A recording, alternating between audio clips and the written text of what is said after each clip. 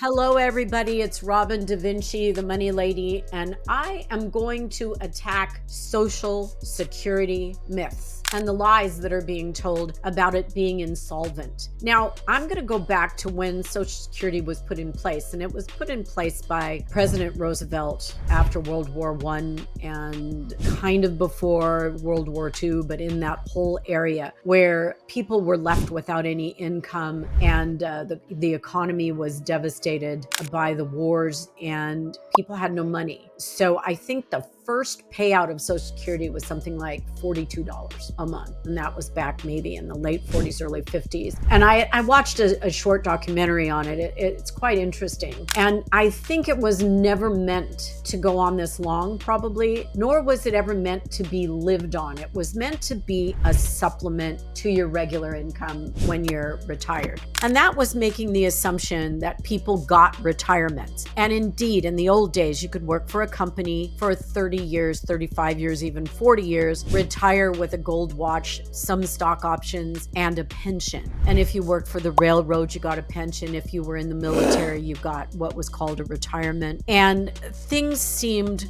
really fair. Now, it probably wasn't enough money to live on, but at least people felt they were compensated. And then when you turned 65, you had maybe a pension and you had some stock options that gave you some income, and then you had Social Security to supplement that. Well, moving forward, companies aren't doing that anymore. Very few companies can you retire from with a pension. Why? Because pensions can last a long time. People live a lot longer, and there's really no way for these companies to guarantee those pensions will be there. Now, they're supposed to be in a trust and untouchable, but I'll tell you, school districts, governments, corporations all struggle with those long-term pensions. I'm going to be blunt. We were meant to die before 70. I mean, at one point, we didn't even live to be 50, and then it was 60, and 65 was sort of supposed to be the end of your life. So, of course, people living into their 80s and 90s means that the Social Security system is stretched, right? But all the way along through Social Security, various presidents and their administrations have taken the money out of the Social Security Trust. It's really hard to say Social Security fast. The trust that is Social Security, and they would take the money out and borrow it to run a war.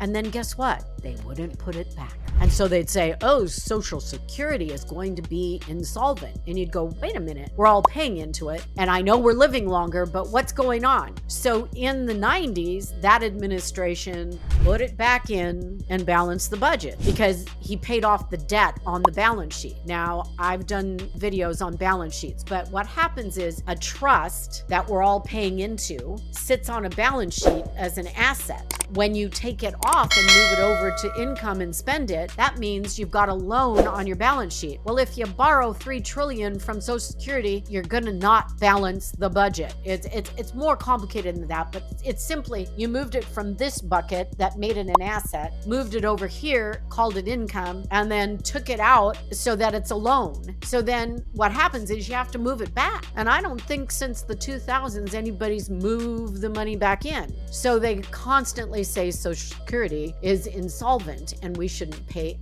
oh my God. So they're filling kids' heads with the idea that when Social Security is taken out of their paycheck, it's just going into some mad black hole. Well, no, it's actually going to support elderly people. Like when I pay into Social Security, I still pay in and I'm still supporting old people and I'm old, but I still pay in and all of my friends are paying tax on their Social Security. So everybody's still paying into the system. So it's not a bad system. It wasn't meant to support you into your 90s, and I get that. But how we could solve it, and I know people go crazy when you tell them this. The way to solve it is not to put a cap on the income that goes into Social Security Trust Fund. Okay, so I'm going to give you a real fast lesson. When you look at your pay stub, so get your pay stub out and look at it, you'll see that here's your gross amount, and they take out federal tax. And sometimes some of you live in a state that pays no state tax, and some of you don't pay disability, which is that's a bad thing. Sometimes you need a disability check when you're injured, but it'll say Social Security 6.2%, Medicare 1.5%, and Social Security is capped somewhere around 164,000 now probably. And once you reach that, which is a joke because that means the majority of people never reach that. Once you reach that, they stop taking out the 6.2%. The way to solve this is not to put a cap on it, that no matter what you earn, you pay 6.2% into Social Security. Now, I'm an advocate to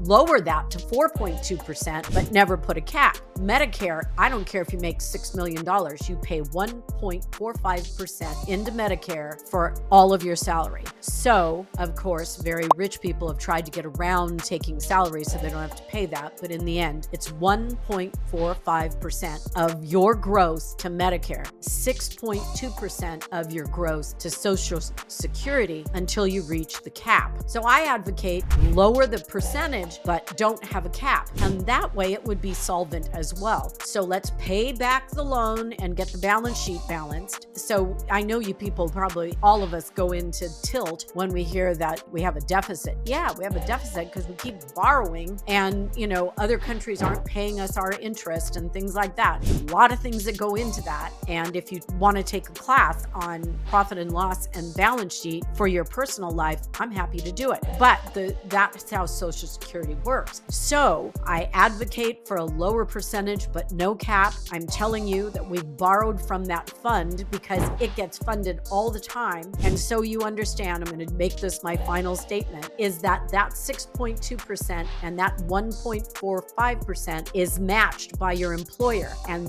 that match of 6.2 and 1.45 is income to the government. But the one that's taken out of your paycheck goes into a trust. So are you clear? The one the employer matches goes into income for the government. The one taken from your paycheck goes into a trust. When they take it out of the trust and move it over and pretend it's income, that's when Social Security becomes insolvent. So don't believe the lies and honor taking care of the elderly in this country because they've paid into it since they were 16 probably. And so that's what we need to understand. And you need to figure out where you stand on that because honestly, it's a system that works as long as nobody abuses it. So the money lady says, don't abuse the system, pay into it and be honorable. And administrations, stop borrowing from the trust and putting it onto the income statement because that's not correct. Anyway, that is my rant about Social Security. And I agree, it was never meant to be the only income. But unfortunately, especially with Bernie Madoff and Enron and all the people that lost all of their 401ks during the downturn in the market and lost their houses, Social Security is all they have. So when you start to get arrogant and go, I don't need to help anybody, yeah, you do. That's why we're here. So there you go. That's my rant about that. And I'm sure I'll get hate mail and be called names, but I'm willing to stand up for these things that I believe. So thanks for listening, like and subscribe. And the more I educate you, the better you can come back when someone tells you something that just isn't true. Always stand by the truth.